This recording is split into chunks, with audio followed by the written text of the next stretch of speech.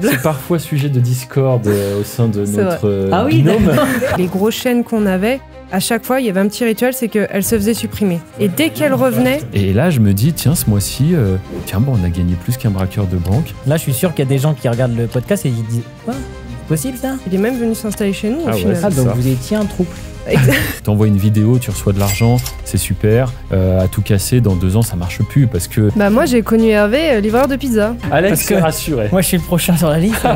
T'es mort. Ce soir, après le podcast, t'es mort. Allez, c'est bon. On disait pas à la famille et tout, on avait peur que ça rentre dans une oreille mais que ça ressorte pas après. Et pourquoi pas déléguer du coup? Pourquoi pas se dire bon bah là on peut faire encore plus d'argent si on va déléguer? 10, 20, 30, 40 ans, on sera toujours mariés. Ah voilà, c'est ça qu'on veut entendre. Et c'est vrai que le montant était assez dingue, à l'époque c'était 2 millions. Pourquoi c'est pas lui qui est à ma place aujourd'hui, qu'il est mort?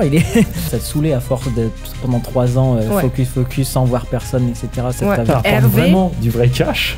N'aime pas les jeux de société, il veut jamais jouer aux jeux de société. Jeux de société, je pars un peu avant créer la société en Andorre, trouver l'appartement et tout. Donc du coup, le couple Lama Fâché, il est devant moi ou il est pas devant moi? On a profité de YouTube, maintenant on est riche. On va profiter d'être des rentiers en fait. Non, moi je trouve que c'est super dur de travailler avec Hervé. C'est vrai. Ouais. T'es hyper exigeant. Bienvenue dans ce nouvel épisode. Aujourd'hui, attention, on a fait les choses en grand. On est carrément 3 sur cet épisode, en compagnie d'Alex. Ça change pas. Voilà. Mais par contre, aujourd'hui, il y a Charlène. Bonjour, pour une nouvelle fois. C'est ça, c'est la 2e fois que tu apparais. L'épisode précédent, on l'avait tourné donc tous les deux. Et c'était intéressant parce qu'on expliquait un petit peu, bien sûr, mon parcours sur YouTube, mais surtout notre parcours. Comment est-ce que tu avais vécu ça d'être du coup en couple avec quelqu'un qui travaille sur YouTube depuis 13 ans. Oui, les débuts, tout ça, comment on a démarré, notre installation d'Andorre, absolument tout. Ouais, donc n'hésitez pas à regarder cet épisode. Je pense que c'était 1 ou 2 avant. Bref, vous le trouverez sur la chaîne. Vous verrez Charlène sur la miniature. Voilà. Et puis moi, aujourd'hui, je vais peut-être faire un petit peu justement le rôle de l'intervieweur. Ouais, carrément. Pour vous deux, parce que vous avez déjà parlé de tout ça, mais je pense qu'il y a quelques petits points qu'on peut aller chercher encore, qui peuvent être intéressants pour les viewers, parce que il y a peut-être ils n'ont pas tout vu non plus, ils sont peut-être pas accros au podcast encore. C'est vrai. Mais du coup, donc là, en fait, vous avez... Enfin, t'as connu Hervé... Il n'y avait rien. Il y avait rien. Il n'existait pas encore. Il n'y avait pas eu le Big Bang. C'était juste avant. Moi, j'ai connu Hervé, livreur de pizza. Voilà, on peut le dire. Au début, c'était ça, du coup. Ah, vraiment. Ouais. C'est quoi qui t'a attiré? Les pizzas gratuites. C'est vrai qu'il me livrait les pizzas. Non, après, comme on avait dit, on s'est rencontrés en boîte de nuit. C'est ça. Et du coup, ça s'est fait... comme ça, il m'a raccompagné chez moi et puis... C'est mon déhanché, je pense. Voilà. Non, mais c'est vrai. Je ferai une démo plus tard. Non, mais c'est vrai, boîte de nuit. La chose que tout le monde dit, c'est pas possible de rencontrer sa femme, son conjoint. Nous, ça s'est passé comme ça. Et puis, j'étais livreur. Toi, t'étais étudiante à la fac. Et au final... pour nous, ça a bien fonctionné. En vérité, j'étais déjà sur YouTube, mais il n'était pas question de monétisation. C'était ma prochaine question. C'était justement, il t'a parlé de YouTube au début ou pas du tout? Assez rapidement, ouais. J'avais dû te montrer. Ouais, tu m'avais montré les petites vidéos que tu faisais, les courts-métrages avec tes copains et tout. C'est vraiment ça. Tu t'étais dit quoi, genre au début je m'étais dit, c'est assez impressionnant. Déjà, dès le début, c'était il y avait les petits effets, et puis à l'époque, c'était aussi le faux sang qu'il faisait lui-même et tout. Ah ouais, c'était énorme. J'avais une recette faux sang, pour ceux qui, du coup, lors d'Halloween, etc.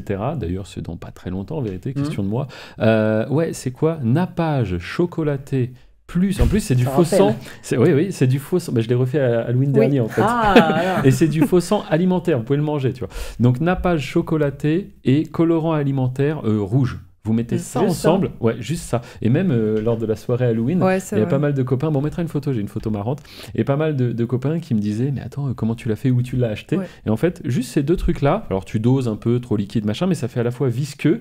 Et à la fois, quand tu fais ça, tu sais, avec le nappage chocolaté, t'as le côté foncé et clair sur la fin. Bref, exactement voilà. Comme... C'est pas un tuto spécial ça, mais c'est vrai que ça, c'était marrant. En fait, pour ceux du coup qui l'auraient pas encore cette info, j'avais une chaîne donc sur les effets spéciaux de manière générale. Donc des fois, il y avait du maquillage. Tu te souviens aussi, on faisait des fausses cicatrices. J'avais un copain qui s'était prêté à l'exercice. Je lui ai fait une fausse cicatrice sur le bras. Je me souviens plus, c'était quoi le produit que je mettais? Je sais plus. Ça se trouvait dans un magasin. C'est pas ça? Ouais, c'est ça, je crois que c'est ça. C'était un magasin de make-up, de maquillage. Je mettais du silicone, je laissais sécher, je l'ouvrais après le silicone et avec du fond de teint, etc. Bref, c'était marrant à faire. Et il y avait aussi beaucoup d'effets spéciaux sur du montage vidéo. Tout ça sur YouTube, et c'est ma première expérience sur YouTube. Tu t'es dit, il est ingénieux ce mec, il est... Je me suis peut-être pas dit ça direct, mais... Ah, vous avez su. non, mais je trouvais ça assez intéressant. En plus, j'étais créateur de contenu, mais à l'époque, personne faisait ça. C'était vraiment passion, c'était... Ouais, l'extraterrestre, un peu genre, c'est bizarre ce qu'il fait sur Internet. Tu vois ce que je veux dire? Alors que maintenant, les gens... pas payé. Ah non, que la passion pour eux. C'était marrant. Donc on peut pas dire Charlène elle est arrivée là, parce qu'il y en a qui pensent, je pense. Hein. Tu sais, quand tu vois sur les réseaux et tout, ils doivent se dire, ah ouais, mais en fait, Charlène, clairement, elle est là pour ci, elle est là pour ça. Non, moi j'ai connu Hervé. Pour monter en tout début. Non, mais parce qu'en fait, c'est même plus loin que ça. C'est même pas t'es venu pour ça. T'as construit avec lui, en fait. C'est-à-dire que c'est même pas toi, l'entité Hervé, qui a tout créé. C'est vous ensemble. Ça qui est beau, en fait.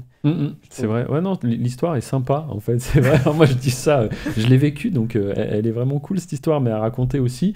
Parce que, ouais, comme tu dis, bon, on va faire la version courte, mais après, donc, qu'est-ce qui se passe? On se rencontre à Clermont-Ferrand, à ce moment-là, où c'est que j'ai mes petites pizzas. D'ailleurs, le Domino's de Lille, si vous passez sur le podcast. On aime bien repasser devant quand on va à Clermont. Tu l'as pas racheté encore Non.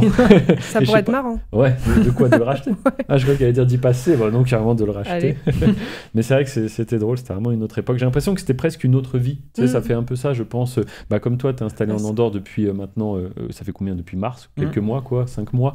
Mais je pense que dans quelques années, tu te diras, il y a eu ma vie en France.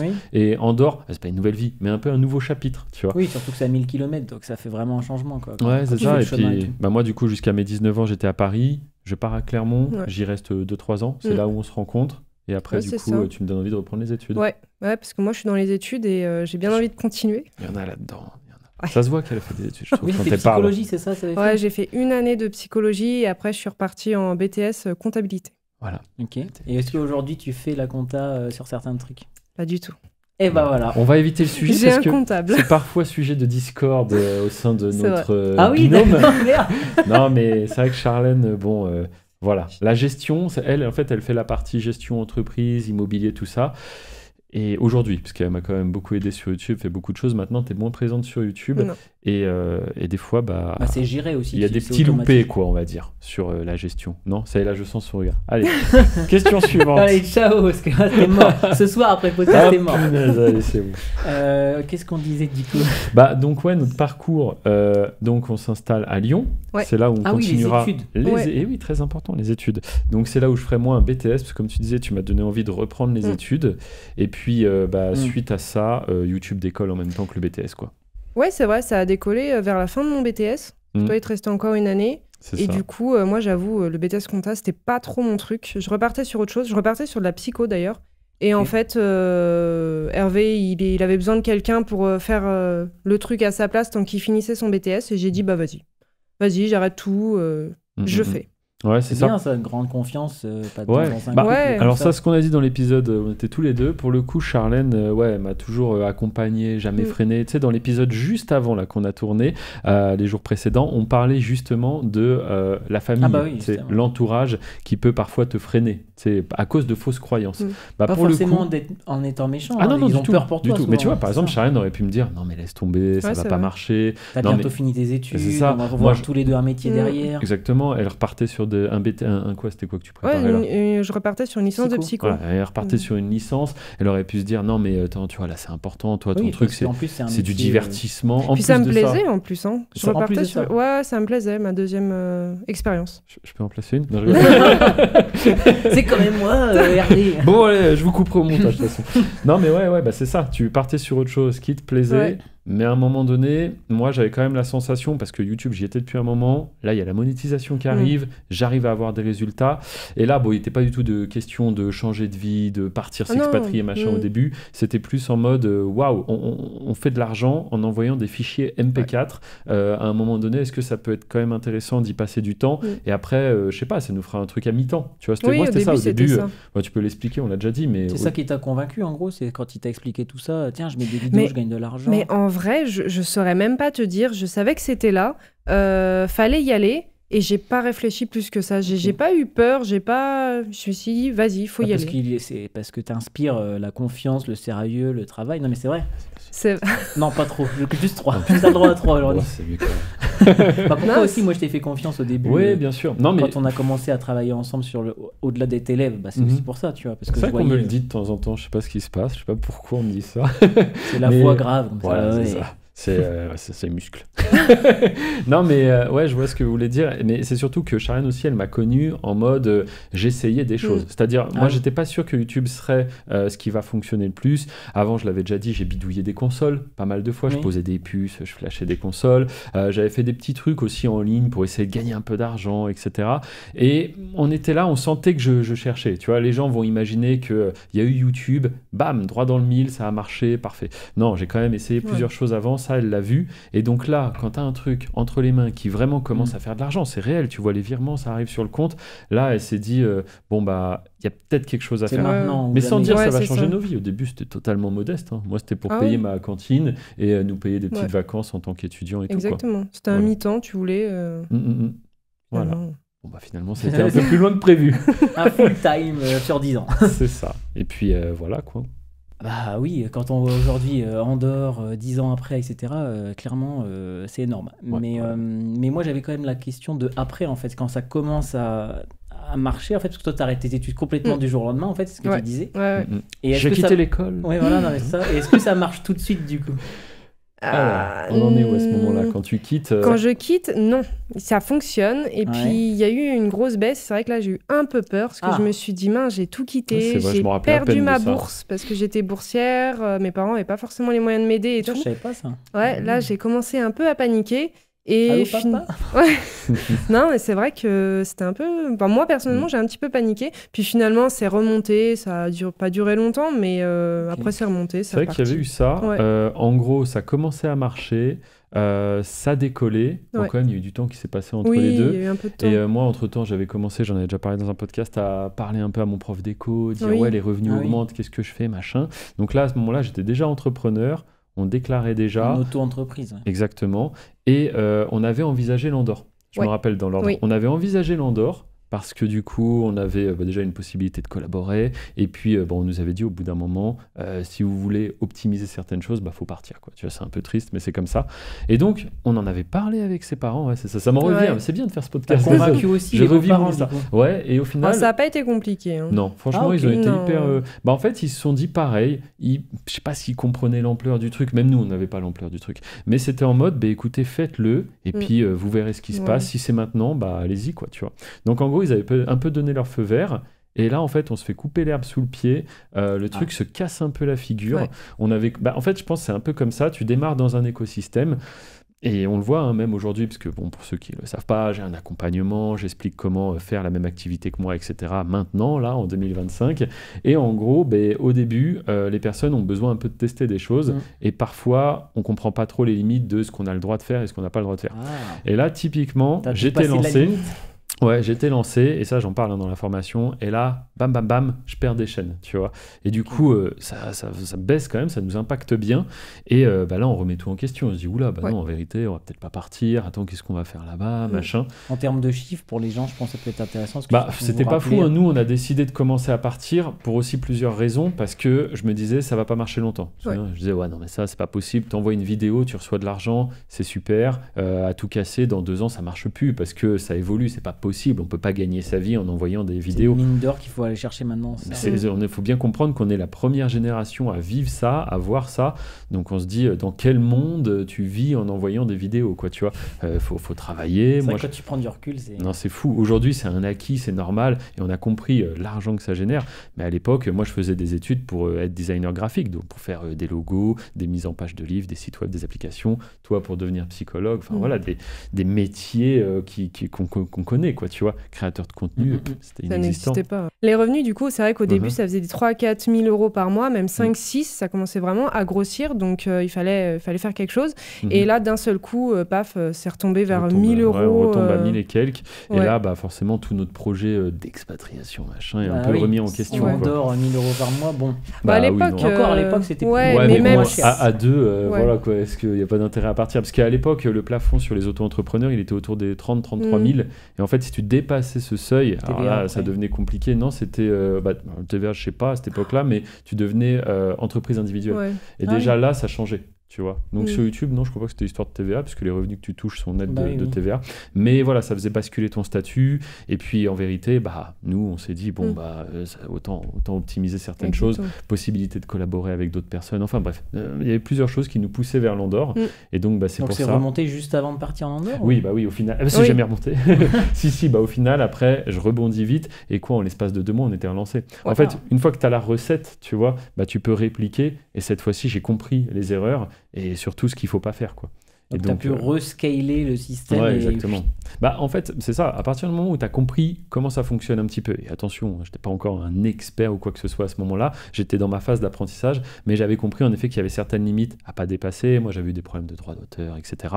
Et en gros, la sanction, c'était tu prenais des strikes, ta chaîne pouvait être fermée. Spoiler, une chaîne fermée, tu peux la récupérer si tu arrives à faire les bonnes choses, les bons process d'appel ou autre. Et là, typiquement, vu que j'avais des problèmes de droit d'auteur, fallait que je contacte les personnes, qu'elles retirent leurs revendications, leurs strikes, et là je pouvais continuer. Mais voilà, mais tout ça au début je le savais pas, et genre on aurait pu se dire c'est fini, reprends tes études, t'as plus de bourse, voilà, on a juste perdu, tu vois. C'est fini. Non mais c'est vrai, mais je sais pas, c'était tellement en mode non mais là c'est pas possible, je peux pas laisser passer l'opportunité, que j'avais compris que ça marchait. La vision, comme disent les jeunes. C'est ça, j'ai vu que ça marchait une fois, ok, j'ai compris que j'ai fait des choses qu'il fallait pas, je referai pas, promis.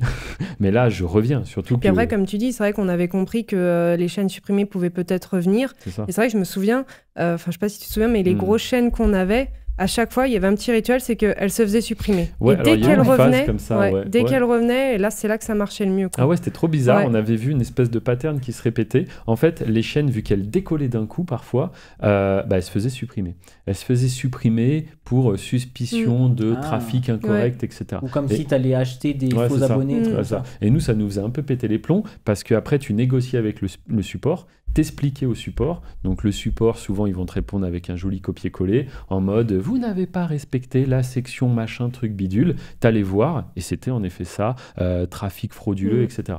Donc là, t'entamais tout un process d'appel, et au final, la chaîne revenait parce que la chaîne était clean. Et alors là, quand elle revenait, bam, ça décollait. Donc des fois, ça faisait pardon, on vous laisse. Ça faisait un premier saut. On fait un boost. Elle se faisait ban. Et là, alors quand tu la récupères, elle est plutôt là. Et là, ça revenait comme avant le ban. Et là, ça explosait. Et du coup, on s'était même dit, en fait, ça fait partie du truc. Il faut que nos chaînes, elles sautent pour qu'elles reviennent, pour qu'elles explosent ensuite. On en venait à espérer que nos chaînes se fassent ban. Non, mais vraiment. Oui, vu que derrière, on savait faire appel. Et je pense que c'était un espèce de, je sais pas, un bot, un truc anti-triche qui était un peu trop sensible. Et quand la chaîne décollait trop vite, eux, ils disaient, oula, suspicion de triche, quoi. Tu vois. Okay. Donc ça, c'était intéressant. C'est des trucs qu'on sait même pas, entre guillemets. Non, mais par exemple, la chaîne qui peut revenir alors qu'elle a été ban. Ouais, parce là, qu'en fait, je suis sûr qu'il y a des gens qui regardent le podcast et ils disent quoi c'est possible ça? Ouais, parce qu'en fait, la phrase en plus, c'est décision définitive, c'est fini, merci, au revoir, quoi, tu vois. Et en fait, non. Non, parce qu'il faut bien comprendre que tu as aussi des défauts positifs, comme c'était notre cas. Oui, quand c'est un vrai. Où tu peux pas prouver que c'est t'as vraiment fait n'importe quoi. Tout dépend quand même de ce que tu fais, bien sûr, et aussi j'ai envie de dire un petit peu de qui tu es, parce que sans citer de nom, mais il y en a certains des grands youtubeurs américains machin qui ont été filmés des personnes décédées dans des forêts. Là ça respecte, dit le nom, là. Ça respecte pas trop les community guidelines de YouTube, et ils ont eu une sanction, c'était rien du tout, ils ont récupéré leur chaîne, tout va bien, tu vois. C'est un peu comme sur Twitch, etc. Des fois, si tu dérapes un peu trop, tu peux avoir une sanction, mais en vrai, en fait, c'est ça, c'est qui profite de qui. Si à un moment donné, la plateforme, tu lui rapportes énormément d'audience, t'inquiète qu'ils t'aiment bien quand même, quoi, tu vois. Donc nous, sur les chaînes sans visage, c'est un peu différent, mais c'est pareil. Si tu respectes les règles, à un moment donné, t'as des problèmes, y a des solutions, tu vois. Et toi, t'avais pas peur de ça au début, de se dire « Waouh, on s'est fait bannir », etc. Toi qui connaissais peut-être un peu moins YouTube, t'avais moins testé qu'Hervé? En vrai, vu que j'étais dedans, j'ai pas souvenir avoir vraiment eu peur, en fait. Non, parce que Hervé va rebondir. Ouais, voilà, c'est ça. Parce que t'étais le moteur principal et Charlène se suivait un petit peu. À part vraiment quand il y a eu la grosse baisse où j'ai un peu paniqué, mais sinon après, non, franchement. Oui, alors ça, c'est quelques années plus tard. Non, la première, la toute première. Parce qu'il y en a eu une autre en 2017. Oui, parce que pour recontextualiser un petit peu, là, on est donc dans les années 2013.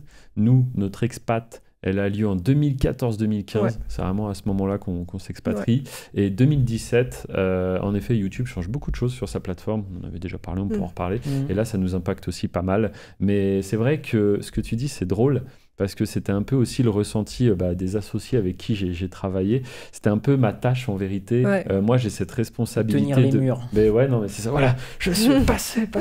Mais c'est vrai qu'il y a un peu ce côté où en vrai, eux, leur valeur, c'est du coup, vous étiez beaucoup sur la production de contenu. Exactement. Alors je dis vous parce qu'en fait, il y a un camarade de classe qui nous rejoindra aussi. Ouais. D'ailleurs, c'est marrant, tu peux en parler de ça quand vous étiez à la maison. C'est vrai. Que moi, j'étais en cours. Oui, donc ça, c'était avant Andorre. Avant l'expat. Ouais, c'était un peu en même temps en fait. C'est quand je commençais à faire les démarches, etc. Okay. Et qu'il est même venu s'installer chez nous au final. Ouais, donc vous étiez un trouble. Exactement. Ça nous suit. Un truc à trois. Non mais ouais, en fait, attends, dans l'ordre, c'est quoi on a prévu de s'expatrier, ça c'est une chose. Du coup, on peut le citer, ce sera plus simple pour parler de lui. Tommy, en gros, il était dans la même école que moi, et lui, sur la dernière année, ils l'ont éjecté de l'école. Donc du coup, je lui dis, qu'est-ce que tu vas faire ? Il sait pas trop. Je lui dis, tiens, j'ai un truc. Besoin en plus de. Je lui dis, j'ai un truc qui commence à marcher sur YouTube. C'était un bon copain, tu vois. Et du coup, il rejoint le projet. Et donc Tommy et toi, vous m'aidez à gérer tout ça parce que moi, le truc, c'est que du lundi au vendredi, je suis à l'école. Et en plus, c'est une école où ils donnaient beaucoup de projets à faire, tu as beaucoup de travail à la maison et tout. Donc, même les week-ends, j'étais bien occupé. Et donc, en fait, vous êtes à la production. Je suis un peu plus la partie gestion de chaîne dès le début, en fait. Ouais, c'est ça. Et puis moi, mon rôle, c'est faire de la veille, voir ce qui marche, vous passer les infos. Tu fais un peu tout, toi. L'école, tu rentres le soir, tu fais les... Non, mais même à l'école, ils le faisaient. On le contactait des fois, on était là, on avait des problèmes. On disait, Hervé, tu peux nous aider des fois, même des fois, je séchais, tu vois. J'étais là, non, mais là, on a un problème, vas-y, j'y vais pas cet après-midi et tout. En fait... Cette école, j'avais vraiment envie de l'abandonner, mais c'était... Alors, ma 3e année, ils vont se dire, non, il a dit BTS. C'était un BTS sur 3 ans. Il y a une année en mise à niveau en art appliqué. Bon, voilà, ça vaut 3 ans. Enfin, tu passes 3 ans, mais à la fin, tu as un bac plus 2. Ah oui. Voilà. Mais donc, du coup, il me restait cette année en plus. Et je me disais, je peux pas lâcher, tu vois, parce que c'est quand même dommage à quelques mois, en réalité, du diplôme, de laisser tomber. Si tu savais que 10 ans après, tu serais là, tu aurais dit, vas-y, je m'en fous, mais là, tu savais pas. Mais ouais, non, pour moi, encore une fois, faut bien se recontextualiser le truc. Il y a personne qui fait ça. À ce moment-là, moi, du coup, j'ai 22 ans, 23 ans, 22 ans, parce que j'avais été déscolarisé. La période à Clermont, j'étais plus à l'école quand je livrais les pizzas. Et du coup, mes camarades de classe sont un peu plus jeunes que moi, parce qu'eux, ils sont dans le cursus l'après-bac, quoi, tu vois. Et donc, ils ont quoi ? Ils ont 18 ans, 19 ans, mais ils comprennent rien à ce que je fais. Alors qu'aujourd'hui, je pense que les gens qui nous regardent, c'est l'inverse. Ils doivent avoir plus de 19 ans et ils comprennent totalement ce dont on parle, quoi. C'est une autre époque aussi. Ouais, exact. Mais c'était assez dingue pour dire à quel point c'était méconnu. Donc les autres étaient sur Photoshop et toi tu étais en train de faire des compiles de Faye Army. Ils étaient en train de détourer des trucs, ils faisaient des mises en page sur des textes. Ouais, tu détourais mais pour les miniatures peut-être. Ah ouais, non, moi je montais des trucs, ils comprenaient rien. Mais ils me le disaient, ils me disaient mais pourquoi tu fais ça ? Je disais mais parce que je suis débile. Non, je disais non parce que je fais des vidéos et YouTube me paye. Et là la fameuse question mais comment ça il te paye ? Et en fait, il n'y a jamais un gars qui vous a dit mais ça gagne combien ? Ouais, tiens, si, on posait des questions je et peux tout. t'aider Alors ça non. Non, c'est vrai. Les gens voyaient. Alors déjà c'était l'époque, etc. Et c'était quoi les iPhones ? Putain, je me souviens plus quelle génération c'était le 5C. Ouais, voilà, le 5C. Et du coup, tu sais, c'était une version, ils l'avaient fait à la fois en low cost, un peu moins cher, et il y en avait un peu. Et du coup, moi, je commençais à gagner de l'argent. Attention, j'étais pas frimeur, machin, mais avoir un bon téléphone, c'était quand même intéressant, tu vois. Et donc, je me rappelle, j'avais acheté, c'était le 5C, il faudra qu'on retrouve des photos, mais c'était parlant. Il était bleu pétant. Mais je crois qu'on l'a encore. Ouais, on l'a encore dans un tiroir. J'avais acheté le 5C. Du coup, là, les mecs, ils disaient, t'as le nouvel iPhone et tout. Une semaine après, j'avais acheté le 5S. Parce qu'en fait, ils étaient sortis en même temps, si je dis pas de bêtises. Pourquoi, du coup ? Et il y avait la version moins bien et mieux. Tu sais, comme aujourd'hui, t'as l'iPhone Max, machin, l'iPhone C, Pro. normal c'est et ça. S. Et du coup, j'en avais acheté un. Et puis ça marchait bien. Tu sais, on est étudiant, tu gagnes pas d'argent normalement. Et moi, j'achète le dernier iPhone à la mode. Puis après, je le donne à Charlène et je m'achète celui qui est encore mieux. Tu vois. Et les camarades de classe étaient là, mais tu sais, forcément, c'était parents, c'était machin. Je dis non, c'est les vidéos que je fais, ça me paye un peu et tout. Mais c'est vrai qu'à partir du moment où tu as payé ton loyer et ta cantine, t'es bon, quoi, tu vois. Ouais, c'est vrai. Et puis après, on n'était pas trop de nature flambeur non plus. Enfin, on se rendait pas trop compte en même temps qu'on faisait vraiment de l'argent comme ça. C'est parce que l'argent arrive une fois par mois sur YouTube et du coup, on se rend pas trop compte dans ce sens-là, ou c'est comment? Parce que quand tu commences à faire 6, j'imagine, après 10, après peut-être 15, 20 par mois. Bah, surtout à partir du moment où on est parti en Andorre, là c'est le moment où vraiment, bah, moi du coup entre-temps je finis les études et alors là c'est parti quoi, là c'est full time YouTube, tous les 3 et on fait que ça en fait. Parce que Tommy est venu en Andorre avec vous. Ouais, carrément. Bah, il est venu en même temps que toi d'ailleurs. Ouais, on a déménagé en même temps. En fait, bah, alors pour réexpliquer vite fait, toi, bah, si tu veux le dire par exemple, toi moi, tu pars créer la boîte. Ouais, je pars un peu avant créer la société en Andorre, trouver l'appartement et tout. Moi, je dis bravo. Ah, c'est vrai que c'est pareil. On peut l'applaudir. Oui, tu t'es dit let's go, il n'y a pas eu de question. En fait, c'est ça, il faut le faire. Il faut vraiment le faire. Mais aujourd'hui, je me dis, c'est vrai quand même, fallait oser le faire. Mais non, pas de question, fallait y aller. Et puis ça marche, tu vois, pendant ce temps-là. Donc toi, tu continueras de travailler, mais du coup, depuis l'Andorre. Ouais, et au début, t'es toute seule. Toute seule. Dans le premier appart, du coup, dans la même rue que vous avez aujourd'hui. Exactement. C'est ça. Ça n'a pas toujours été facile de travailler à distance avec Hervé et Tommy de l'autre côté. Elle dit souvent que c'est pas facile de travailler avec moi. T'en penses quoi, c'est pas facile. Oui. Oui. Non, moi je trouve que c'est super dur de travailler avec Hervé. C'est vrai. Ouais. T'es hyper exigeant. Et c'est je sais pas comment répondre. Tout à l'heure, on disait que t'étais gentil, bien, et maintenant voilà. Bon, là, vous allez me tailler pendant tout le reste du podcast. Non, bah après, moi, c'est vrai que t'es quelqu'un de hyper exigeant. Ah, bah c'est ce que j'allais dire, d'un peu exigeant. Non. Non, mais en fait, j'aime bien les choses bien faites, tu vois. Donc, à un moment donné, il faut quand même faire les choses bien, si tu veux avoir des résultats. C'est ce qui fait une de tes forces. Ouais, voilà, c'est ça. Mais donc, en effet, je peux entendre que travailler avec moi, des fois, ça peut être un peu compliqué. Oui. Voilà. Bon, bah, voilà. Et donc, oui, pour revenir sur un sujet. Donc, tu étais toute seule. Ouais. C'est ça. Pendant combien de temps, du coup? Je sais même plus. En février. Ouais, février, et tu me rejoins en juin. Alors moi, juin-juillet, dès que j'ai passé le diplôme, le lendemain de l'examen, je sais pas si j'ai le BTS ou quoi, tu vois, d'ailleurs les réponses arrivent tardivement, mais le lendemain de l'examen, tout était prévu, le camion de déménagement est en bas de l'immeuble, du coup c'est ça que je disais, entre-temps, toi t'es parti, donc Tommy, lui, il s'est installé à la maison, il vit avec moi, on a des enfants, et donc donc Tommy, il est à la maison, il s'installe carrément, il a ses affaires, etc., ça devient une coloc. Je me souviens quand il a ramené son lit dans le salon avec son petit oreiller et tout, c'était... il était par terre. Par terre, pas de sommier. Donc vous revivez à 3 en Andorre dans l'appart? Non. Là, Charlène, elle est partie en Andorre en février. Lui, il est venu chez moi, du coup, parce que voilà, c'était plus simple. Et en fait, on restera du coup en coloc jusqu'en juin. Je sais plus la date des examens, mais en gros, juin-juillet. Examen. Moi, je suis le seul à passer les examens, vous l'avez compris, lui, il n'est plus là-dedans. Et en gros, lendemain, camion de déménagement, on arrive tous en Andorre. Quoi. Et du coup, il vit aussi... Non, il vit chez nous en Andorre. Voilà.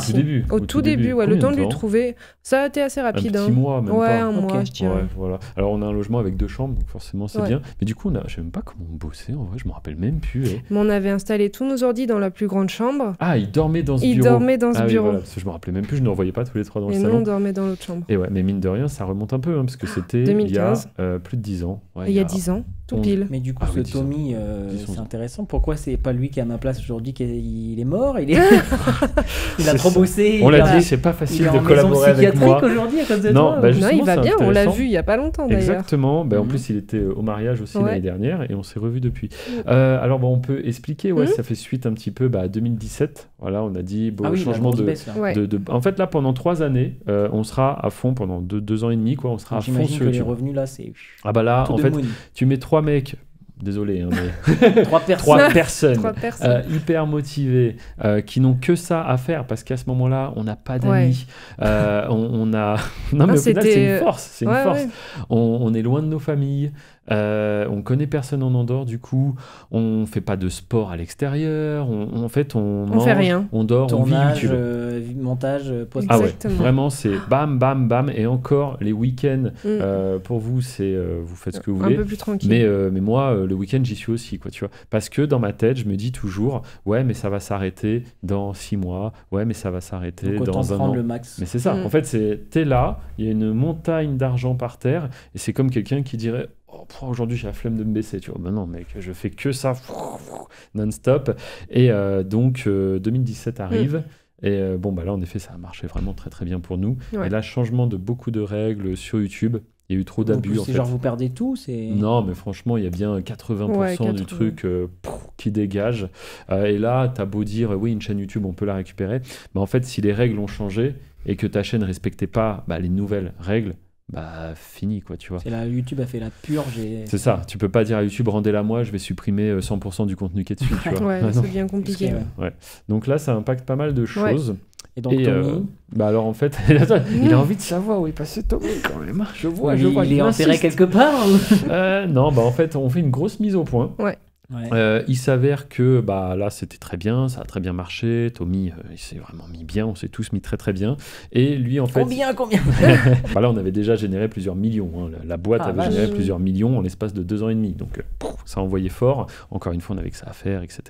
Et donc en fait, pareil, on se rend compte qu'il faut remanier pas mal de choses dans notre système. Moi je suis fortement intéressé par l'immobilier, puisque vu qu'on était à fond comme ça, bah t'as pas le temps de faire autre chose. Genre je veux dire vraiment comme je te dis. On avait vraiment des œillères. Hein, c'était... Ouais. Et quand l'argent il est là, qu'il faut le ramasser, t'as pas le temps de te dire. Tu m'avais dit une fois, ça te saulait à force d'être pendant 3 ans focus sans voir personne, etc. Ça t'avait.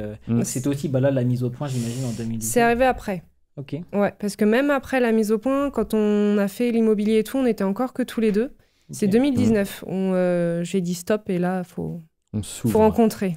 C'est bien aussi, ça. Ouais. Mais du coup, je disais, quand tu es en train de faire un max, bah, tu vas pas dire tiens, et si j'investissais dans l'immobilier ? Bah non, t'as pas le temps en fait. Tu vois, t'es à fond dans ton truc, tu vas pas en plus aller la bourse. Parce que rien n'est délégué en plus à cette époque. Ah ouais, non, là on est que tous les trois et du coup on y bosse à fond. Et je pense qu'on avait atteint un peu le plafond. Au bout d'un moment, tu peux pas gérer 400 chaînes juste à 3, tu vois. Ça, et pourquoi pas déléguer du coup ? Pourquoi pas se dire bon, bah là on peut faire encore plus d'argent si on va déléguer ? Tu répondrais quoi, tu sais pas ? Bah non. Bah parce qu'on voulait pas en parler en fait. C'est-à-dire même la famille, on disait pas. Ouais, c'est vrai qu'on disait pas à la famille et tout. On avait peur que ça rentre dans une oreille mais que ça ressorte pas après. Et c'est surtout à qui eux vont le répéter. Parce que bon, voilà, il y a certaines personnes, je savais que dans on ma se disait, famille, lui, il va pas venir nous concurrencer. Mais en concurrencer ou demander, tiens, j'ai besoin d'une nouvelle voiture, Hervé. Ah non, c'était pas tant côté argent, c'était plus le côté...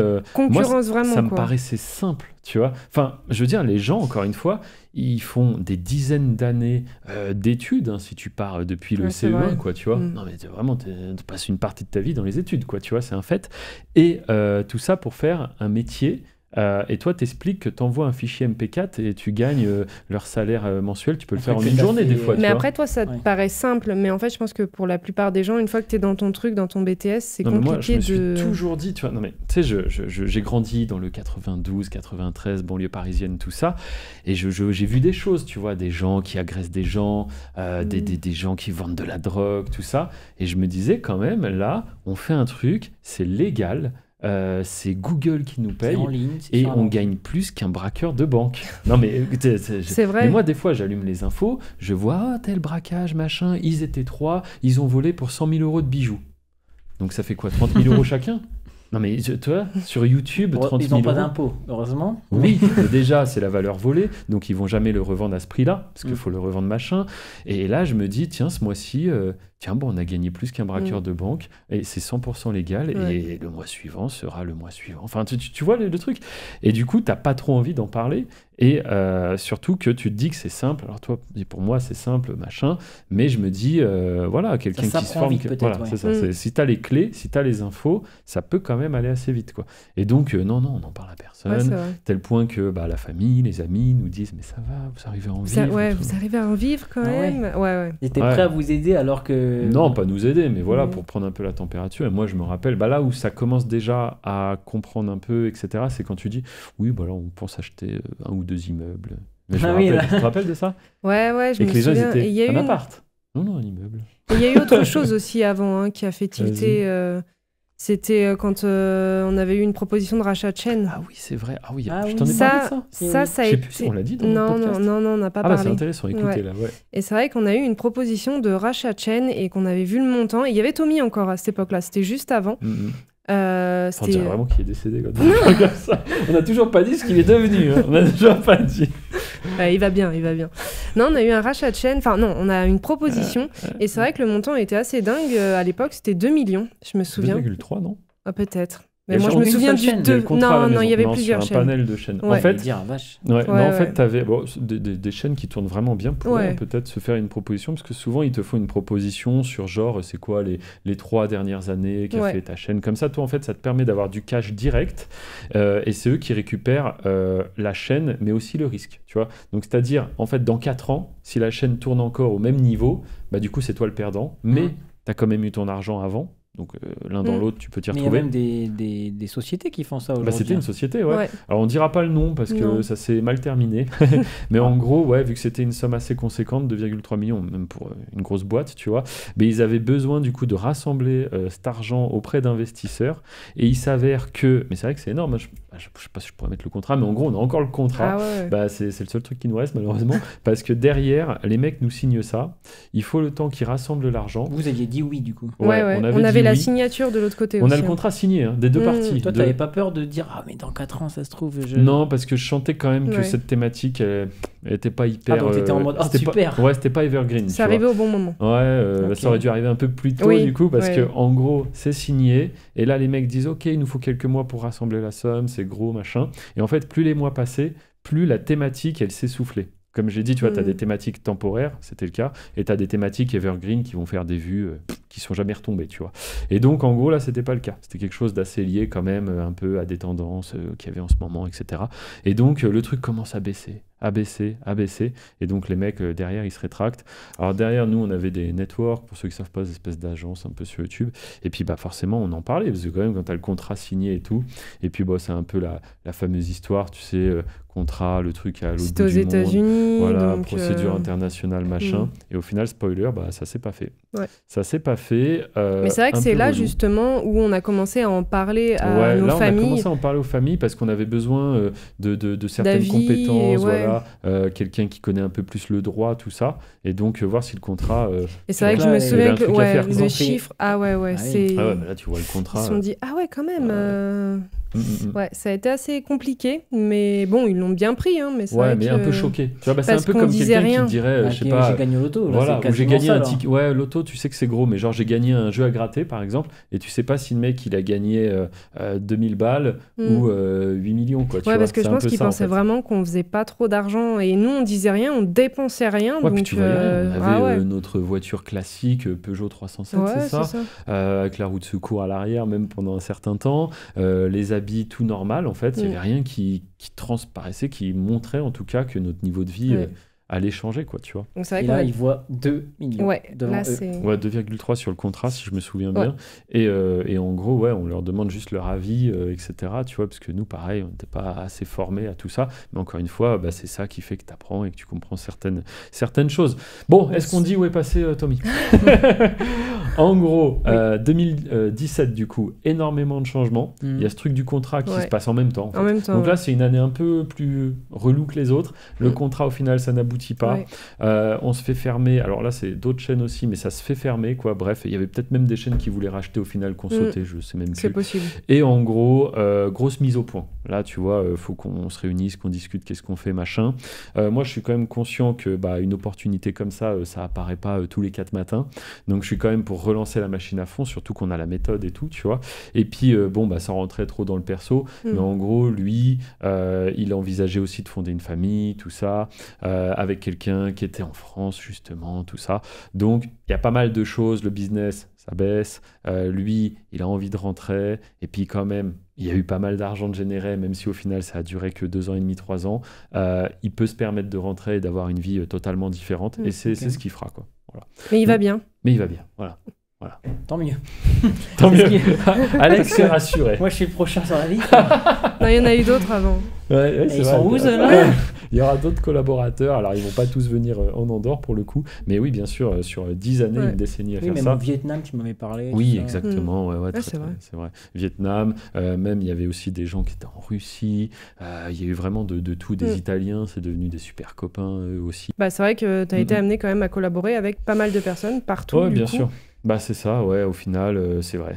Il y a certains projets, en fait, qui font rencontrer des gens qui sont aussi sérieux, et puis à un moment donné, tu te dis, on pourrait peut-être échanger certains tips, certaines astuces. Je trouve ça marrant, c'est que dans le monde, il y a des gens qui ont commencé à peu près au même temps que toi, sans que tu les connaisses, etc., qui ont fait exactement le même business. C'est vrai. Vous êtes rencontrés.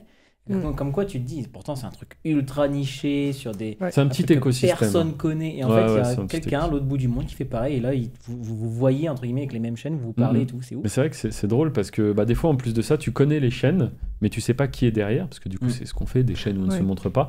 Et en fait, un jour, en échangeant machin, tu dis, ouais, mais tu vois cette chaîne? Et là, tu dis, oui, je la connais bien. Limite, je suis abonné, quoi, tu vois. Et tu dis, ah bah ok, bah c'est les miennes et tout. Ou alors c'est celle d'un collaborateur et tout. T'es là, waouh.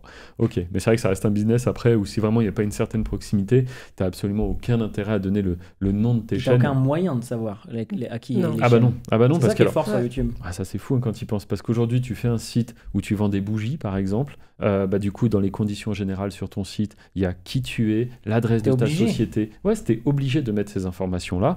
Et sur YouTube, tu peux avoir une chaîne YouTube qui génère 100 000 € par mois si tu veux.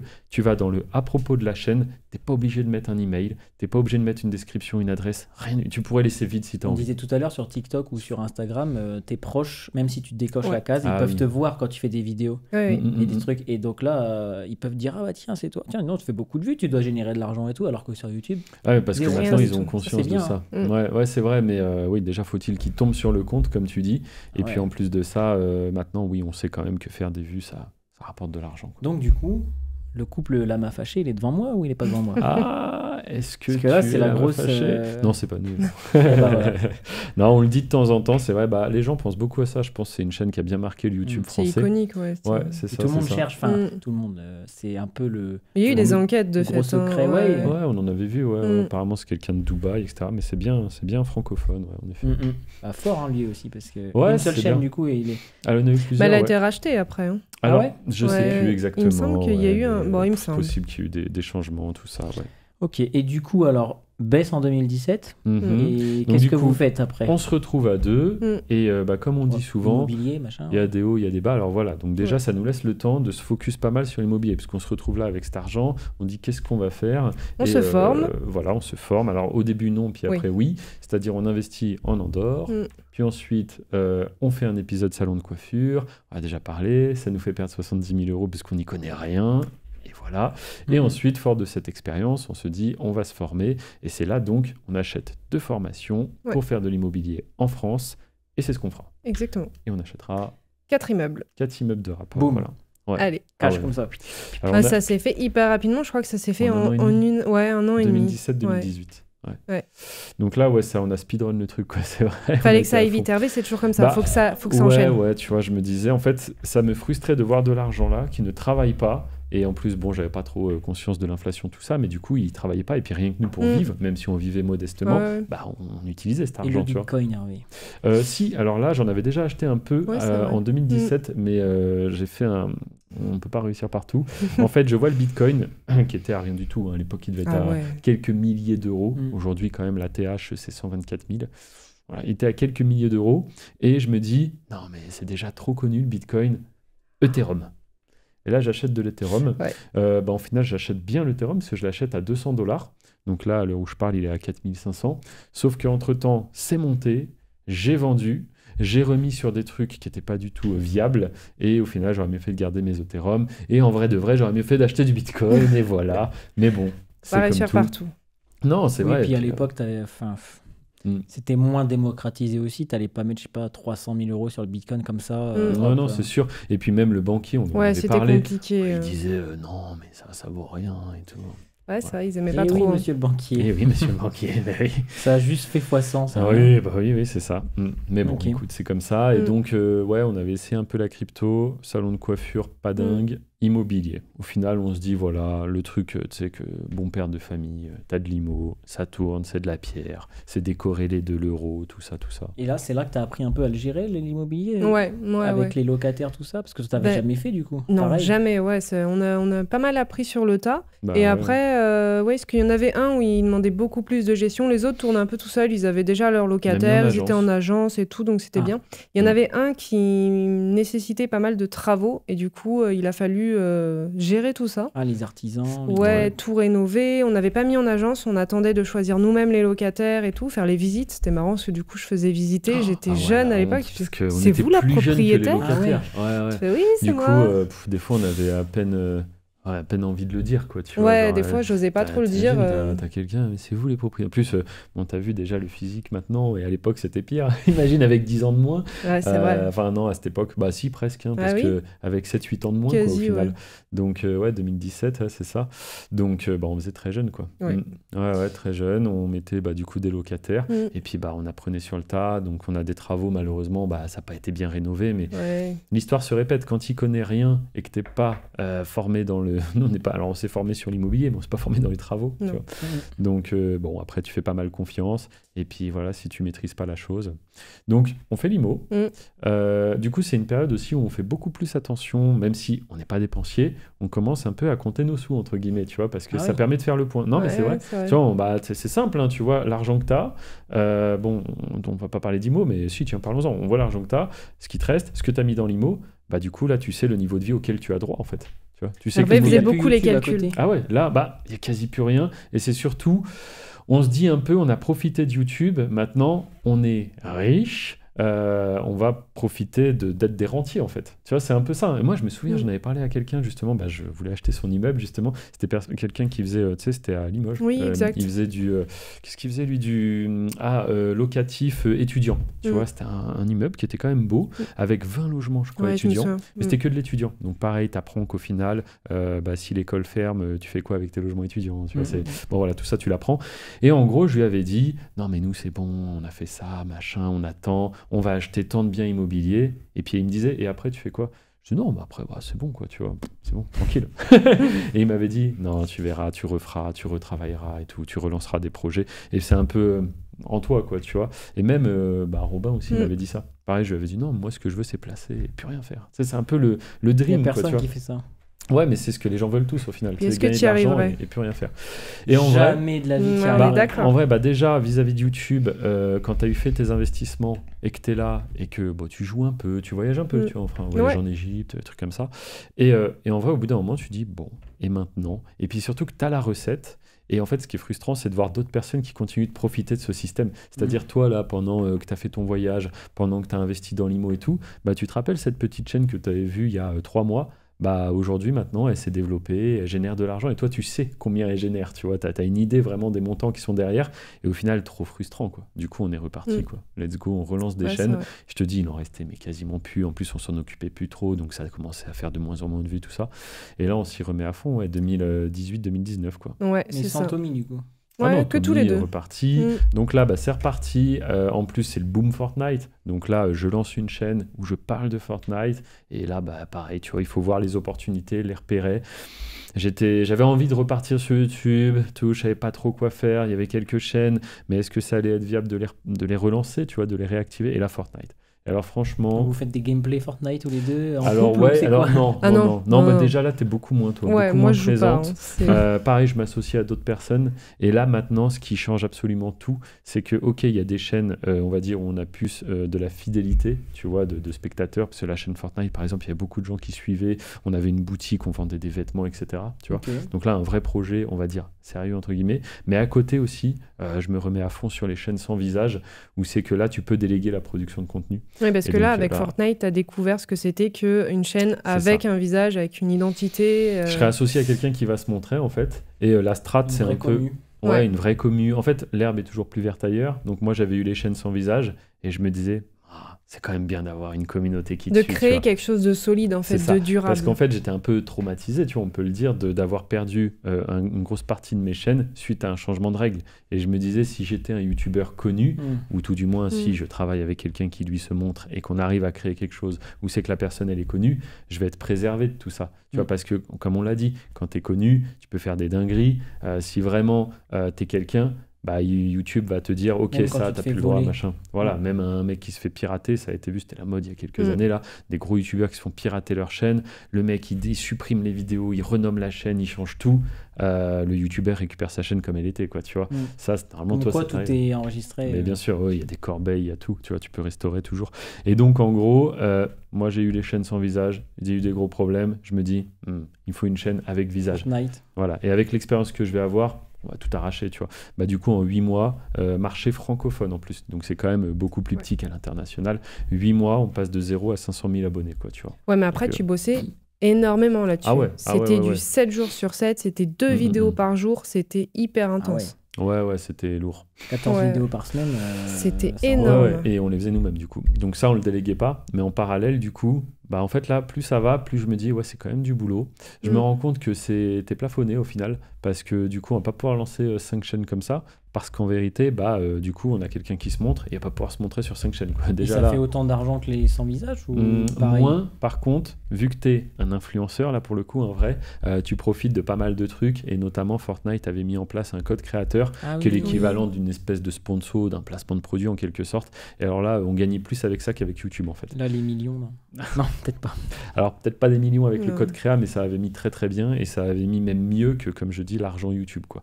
Donc, pour dire à quel point. Puis peut-être des sponsors aussi, comme il faut. Ouais, on commençait à en avoir. Alors, pareil, ça, les sponsors, ils se basent beaucoup, maintenant peut-être moins, mais à l'époque, ils se basaient beaucoup plus sur ton nombre d'abonnés. C'est-à-dire qu'un mec qui avait 1 million d'abonnés, par exemple, mais une chaîne qui commençait à s'essouffler en termes de vues, mais il aurait eu droit à plus de placements de produits que nous qui avions, à l'époque, par exemple, peut-être 300 000 abonnés, mais la chaîne, elle était comme ça, tu vois, au niveau vues, etc. Aujourd'hui, je crois. Mais... Aujourd'hui, ils ont compris qu'il faut plus se baser sur les vues, ce que ça génère, que le nombre total d'abonnés, quoi. Mais donc, non, franchement, un très beau projet. Et petit à petit, je déchante un peu. Je me rends compte que ça demande... En fait, ça utilise ton temps, tu vois. C'est pas un business là où tu fais toi-même 2 vidéos par jour.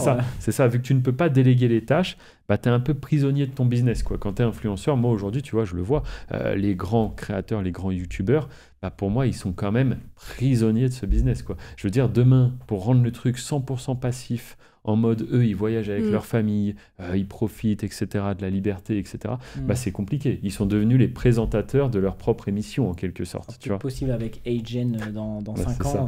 Avec l'IA, tu auras un avatar, en fait, le mec est complètement ailleurs. En vrai, sur certains types de vidéos, oui, c'est clairement une question à se poser, quoi. Mais bon, tu vois, là, je me rends compte un peu des mauvais côtés, donc, d'être prisonnier de ça. Et au final, ce projet s'essouffle aussi. Toi, tu vois plus ton mari en plus.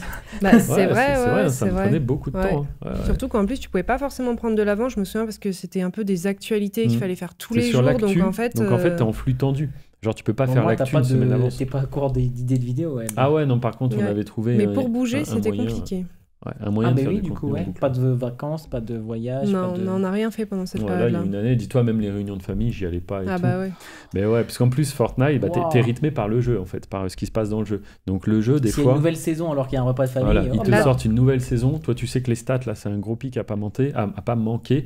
Et tu te dis, en fait, le repas de famille, je vais peut-être pas y aller. Parce qu'au-delà de cette journée, elle paye bien. C'est aussi, si je ne monopolise pas, on va dire, les gens qui sont intéressés par ça, là, l'audience, en fait, ils vont aller chez le concurrent, quoi.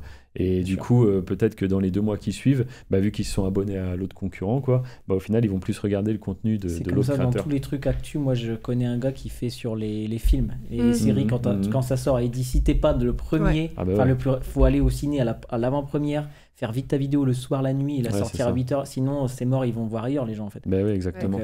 Donc du coup, tu vois, projet bien, j'apprends des choses, je rencontre du monde. Alors là aussi, vu que c'est un projet où on se montre, il y a beaucoup plus d'échanges, tu vois. Et au final, c'est assez drôle parce que je vais rencontrer des personnes via ce projet et des personnes qui aujourd'hui collaborent encore avec moi sur les chaînes sans visage. C'est vrai. Donc ça, c'est assez drôle. Et en fait, je me remets à fond dans les chaînes sans visage parce que je me dis, punaise, c'est trop bien. Et maintenant, en plus de ça, on délègue. Donc c'est-à-dire, tu as des équipes qui produisent miniatures, produisent vidéo, ils mettent ça dans un Google Drive, puis après au début c'est moi qui récupère ça dans le Drive et qui le publie, et après j'ai carrément des personnes de confiance qui du coup récupèrent ces fichiers, les publient sur les chaînes, gèrent les chaînes, et en gros moi je suis à la tête du truc et je supervise un peu machin, quoi. Donc là, alors du coup moi j'ai une question pour ta femme. Est-ce qu'aujourd'hui Hervé il a un peu plus de temps que toutes ces époques-là pour toi et la famille et tout ça? Alors, en effet, c'est vrai que vu qu'il a automatisé, qu'il a pas mal délégué aussi les choses, on a eu quand même un peu plus de temps, donc ça, c'était cool. Par contre, c'est vrai qu'il a relancé donc, son projet d'accompagnement, et du coup, ça lui tient à cœur de répondre vraiment à tout le monde et tout, donc c'est vrai que l'un dans l'autre, il passe beaucoup de temps, mais ça ne nous empêche pas quand même de voyager. On a fait plusieurs voyages cette année, le Maroc, la Grèce. Donc, même voyage de noces d'ailleurs. Ouais, c'est vrai. Tiens, on a même eu le temps de se marier du tout. Oui, c'est vrai. J'ai tout géré quand même, mais... Ouais, et puis on avait une wedding... Attends, et bim, on avait une wedding planner. Donc voilà, Attaque, double contre-attaque. Voilà, c'est ça. Elle a automatisé, comme les chaînes YouTube. Exactement. J'ai appris. Non, mais c'est vrai que oui, comme tu le dis, tu as dit relancer, j'aime bien relancer, lancer, même plein de projets. Et donc, c'est quoi, en 2023, on a déjà parlé, mais du coup, j'ai lancé un accompagnement pour accompagner. Ah oui, Alex, alors, tu as des questions? Non, parce que Alex est justement, moi je suis fier que tu sois là, parce que c'est un des premiers membres. Allez, c'est mignon. Mais du coup, il suit l'accompagnement, un des premiers élèves, élève sérieux, qui pose beaucoup de questions. Voilà, la tête là. Je vais arrêter là, parce qu'après j'en entends parler. Il en manque un troisième. De quoi? Un troisième argument. Ouais. Et puis il est BG. Et célibataire, pour mesdames qui nous regardent. Non, mais voilà, tu vois, vraiment quelqu'un que tu as envie d'accompagner. Et puis au final, 1 an après, tu t'expatries en Andorre. Et puis maintenant, on fait des podcasts ensemble et tout. Donc l'accompagnement où c'est vraiment, bam, j'ai mis mes 13 années d'expérience sur YouTube à disposition. Donc venez vous servir. Et d'ailleurs, pour celles et ceux qui seraient intéressés, mais qui sont juste un peu curieux, regardez vraiment dans la description. On met toutes les ressources qui peuvent être utiles et également une chaîne où je publie tous les dimanches un tutoriel. C'est sur YouTube, c'est en libre accès. Souvent, je présente une thématique avec un fort potentiel et juste après, j'explique comment créer le contenu. Donc ça, franchement, c'est un peu une mine d'or. Allez y jeter un coup d'œil. Ça coûte rien, une fois de plus, c'est sur YouTube. Et donc, il y a cet accompagnement aujourd'hui qui me demande forcément un peu de temps. Donc, je jongle un peu entre accompagner les membres, vie de famille, voyage, comme tu l'as dit. Vie de famille, parce qu'on en a pas parlé. Mais oui, on a sauté un petit épisode. Il y a votre descendance là qui existe. C'est ça. Ça y est, Et elle a maintenant 3 ans. 3 ans et demi, presque. Et là, c'est chouette parce que c'est l'âge où tu peux commencer à montrer des choses, à faire croire des choses. C'est-à-dire, dès qu'un truc n'a plus de piles, par exemple, je remets des piles et je dis, papa, il a réparé. Donc, je suis sûr, elle a une image de moi d'un très grand bricoleur. Alors que, pas tant que ça. T'as juste changé des piles, quoi. Ouais, voilà. Mais non, c'est l'âge où ça devient mignon. Et même nous, au final, on se dit, c'est aussi... En fait, si tu veux, il y a un peu dans ma tête une espèce d'équilibre qui se fait. Alors, YouTube, ça c'est automatisé, c'est une chose. J'aurais pu en rester là. L'accompagnement, je le fais parce que je me dis déjà il y a une demande. Aujourd'hui, comparé à quand j'étais étudiant, les gens ne comprenaient rien à tout ce business. Maintenant, les gens ont compris ce business, ont envie de passer à l'action.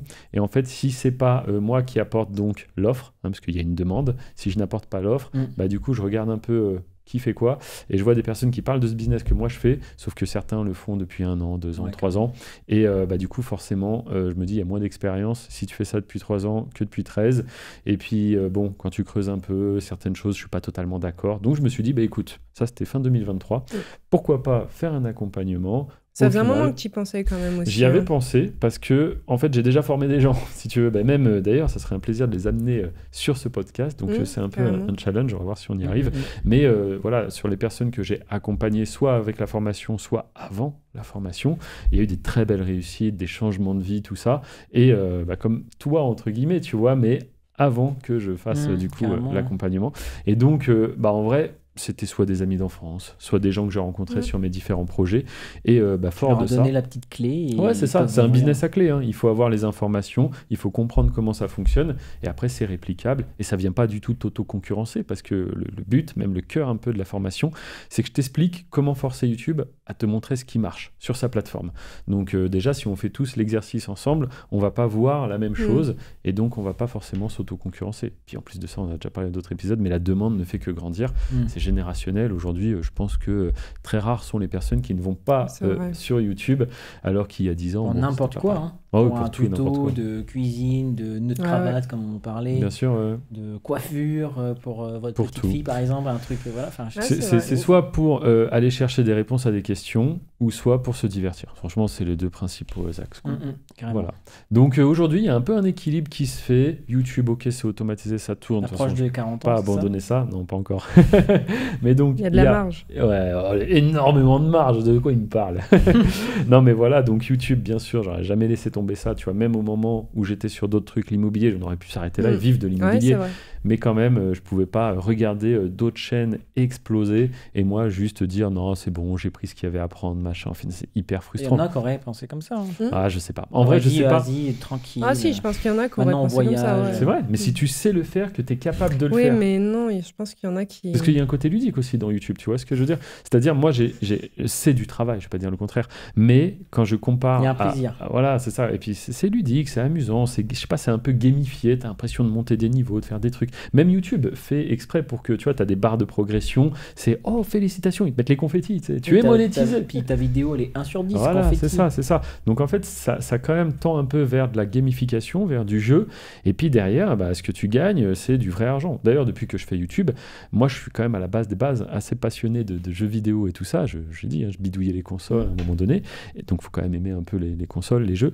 Et en vrai, je ne joue beaucoup moins aux jeux vidéo parce que quitte à jouer et débloquer des niveaux dans un jeu que quand je vais éteindre, il ne sera rien passé, là en fait c'est sur YouTube. Ça apporte vraiment du vrai cash. N'aime pas les jeux de société. Il veut jamais jouer aux jeux de société. Jeux de société, peut-être sur les spectateurs qui nous regardent. Prochain podcast, on fait un jingle au milieu. On va pas m'aimer. Alors il y a jeux de société amusants. Par exemple, c'est quoi le truc où on mime? Ça j'aime bien ça.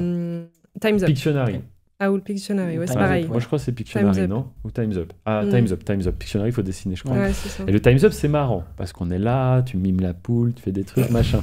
Mais le jeu... Mais tu gagnes pas d'argent pourtant, je comprends pas pourquoi tu aimes. C'est un peu marrant. Mais le jeu où il y a des énigmes... Le Monopoly. Le Monopoly, tu vois, ou j'en sais rien. Le Cluedo, moi aussi j'aime bien. Qui a tué qui? Le Cluedo. Le Cluedo, c'est génial. T'es c'est là un des meilleurs jeux. Prendre des notes, prendre des machins. Moi, elle me disait, mais viens jouer et tout. Et je disais, mais tu sais que si j'ai envie de me casser la tête, là, j'ai qu'à chercher, par exemple, les thématiques qui cartonnent cette semaine. Et en fait, quand j'aurai trouvé, je vais faire du vrai argent derrière. Alors que là, le Cluedo, c'est super, je vais gagner, machin, on va plier le jeu. En fait, ça n'a eu aucun impact sur ma vie d'avoir gagné la partie de Cluedo. Mais... Oui, mais il y a un côté détente. Oui, voilà. T'as quand même passé un moment en famille. Ah non, c'était chiant. J'ai réfléchi, j'ai cherché qui avait tué le colonel Moutarde. Tu viendras jouer aux jeux de société avec nous. Moi j'aime bien. Après ça dépend. Un jeu de dames, je préfère. On va le forcer. Oui, c'est pas long en plus. Ouais, une petite partie de dames, machin, truc. Mais en soi, je préfère faire des choses aujourd'hui. Mon temps est compté sur cette terre. Mais non, tu l'as dit toi-même, il te faut un peu de détente, trouver l'équilibre. Alors voilà, c'est ça. Donc mon temps est compté. Donc aujourd'hui, mon temps, je vais soit le placer dans des choses qui vont avoir un impact significatif sur ma vie, soit dans des choses qui vont m'apporter vraiment de la détente, du plaisir, etc. Tu vois, genre aujourd'hui, voyager, c'est chouette. Et en plus, plus tu voyages, plus tu as envie de voyager. C'est vrai qu'au début, je n'étais pas trop branché. Ah non, voyage. il voulait pas non plus. Non, mais c'est pareil, tout est une question de budget. Par exemple, quelqu'un qui a, je sais pas, 2000 € à dépenser, mais quelqu'un qui a pas énormément de moyens, tu vois. Moi, j'étais plus de l'équipe, quitte à cramer 2000 €, on va s'acheter une bonne télé, tu vois, qu'on va garder 10 ans, plutôt que faire un voyage, qu'on va revenir un peu bronzé et c'est fini, tu vois. Après, quand tu as les moyens que vous avez, mais bien sûr. C'est pas pareil. Mais oui, au début, oui. Mais c'est surtout qu'en fait, je me rends compte aussi au bout d'un moment, quand tu as, on va dire, sécurisé ton épargne, quand tu as placé à gauche, à droite, quand on arrive à acheter des voitures au final, mais qui sont quand même des investissements, on va pas en parler là, on n'a pas le temps, mais c'était intéressant au final, les montres, les voitures. Regardez les autres podcasts, on n'a pas le temps. Voilà, on a déjà parlé dans les autres podcasts, mais c'est une manière d'aller sur des terrains où tu n'aurais jamais été de la vie, et d'un autre côté, tu gagnes, si tu fais ça intelligemment, de l'argent en le faisant aussi, puisque ta voiture, elle prend plus 20%, parce que la montre sortie de la boutique, elle a aussi pris 7000 €, etc. Mais voilà, donc quand on arrive un peu là, les voyages, pour moi aujourd'hui, en effet, faire du voyage, c'est cool. Profiter de ta fille. Au final, c'est pas si cher que ça non plus, parce qu'il y a voyage et voyage. On essaye de faire des trucs sympas, mais sans non plus... Attends, t'as pas encore vu les prix de l'année prochaine. Ah oui, l'année prochaine, c'est c'est déjà réservé, ça y est. L'année prochaine, on a prévu Bali et États-Unis. Mais on aimerait partir genre un mois à Bali, un truc comme ça, tu vois. Avec la petite, tu vois, donc ça peut être marrant. Ah, il y a un mois, c'est cool ça. Vous n'avez jamais fait, vous faites une semaine souvent, 2 semaines. On ferait 2 dizaine semaines. de jours. L'Égypte, c'était 10 jours. Ouais, 10 jours, l'Égypte. Mais bon. Ouais, non, t'as pas encore réservé. Non, mais bientôt. Depuis Bali, là, après. Ouais. Ah, punaise, ça serait stylé, un petit truc, carrément. Mais bon, voilà, en fait, je disais, c'est un espèce d'équilibre, et je pense que c'est aussi parce que chacun a un peu envie. Au bout d'un moment, tu bosses, tu fais de l'argent, ensuite, c'est ton argent qui travaille pour toi. Et là, tu commences à entrevoir un peu une certaine liberté, et tu te dis, bon, bah voilà, je peux faire des trucs cool que je pouvais pas faire avant. Et ça, c'est un truc qu'on vous dit pas souvent, je trouve. C'est vraiment quand votre argent travaille pour vous que vous devenez vraiment libre, en fait. Parce que tant que tu as ton business qui tourne, mais qui n'est pas automatisé... Tu utilises tout l'argent de ton business pour faire des choses, bah tu peux pas... en fait, c'était aussi la question, c'était ok, c'est cool, on a fait de l'argent, mais... Maintenant, il faut trouver la solution pour garder cet argent. Ce que j'avais entendu, moi, c'est que les riches, entre guillemets, ils sont pas contents, ils ont peur de le perdre. Exactement. Mais ça, c'est très difficile à entendre pour quelqu'un qui n'a pas. Mais demain, tu gagnes au loto, tu as fait 1 million d'euros, super. Ça me fait penser, mais j'en parle des fois, aux émissions de télé. Tu sais, genre, allez, imagine, tu gagnes, je sais pas, 200 000 euros. Tu vois, tu as fait une émission de télé qui veut gagner des millions, j'en sais rien. Et là, bim, super, félicitations, 200 000 euros, qu'est-ce que tu vas faire avec? Et les gens, ils disent toujours, je vais acheter une maison. Ouais. Je vais acheter une maison, je vais voyager, j'ai ma voiture, je vais faire plaisir à. Il n'y a personne qui dit, je vais mettre SP500 en bourse. C'est ça. Et alors, en fait, tu as envie de lui dire, ok, super, super. Et du coup, dans 1 an et demi, quand tu auras acheté ta maison, quand tu auras ta nouvelle voiture, tu vas manger avec quoi, en fait? Bah, je vais trouver un travail et j'irai travailler. Non, mais c'est vrai. Alors que quelqu'un beaucoup moins, ça fait moins rêver, mais qui te dit soit je vais faire un peu de S&P 500, de la bourse, je vais faire un peu de locatif immobilier, un peu de machin. En effet, le challenge, c'est de conserver son capital et de le faire travailler. Et là où tu as pour moi gagné, c'est quand en plus de ça, les intérêts que ça génère, bon, tu vis avec, mais en plus, tu en remets dans le capital. Donc là, la machine ne fait que grossir. Après, c'est un cercle vertueux, tu gagnes de plus en plus, etc. Et donc, pour moi, c'est ça. Première étape. Bon, soit gagner au loto, soit faire un business qui rapporte de l'argent, à défaut de gagner au loto. Et puis, une fois que ça, c'est fait, faire travailler tout ça. Et c'est très, très important. Et justement, dans l'accompagnement, j'en parle parce que en fait, l'accompagnement, je pense qu'il est vraiment propre à moi. C'est vraiment, voilà, je l'ai fait comme moi, j'aurais aimé qu'il soit. C'est comment faire de l'argent avec YouTube, comment faire travailler ensuite son argent pour arriver justement à cette situation où c'est ton capital. Et on ne parle pas de MLM, toutes ces choses-là. Non, moi, je vous dis ce que j'ai fait, ce que je fais, je vous montre les dashboards, etc. Et en plus de ça, là, ce que j'explique dans l'information, c'est quand même beaucoup sur des entreprises en France, pour ceux qui connaissent un AMF. peu, voilà, agréés par l'AMF, etc. Truc sérieux qui est en France, quoi. Donc voilà, écoute, je pense que c'était un épisode pas trop mal. Est-ce que tu aurais une ultime question pour notre invité? Bon, sinon je lui poserai un deuxième enfant. Je la vois souvent, je la vois souvent.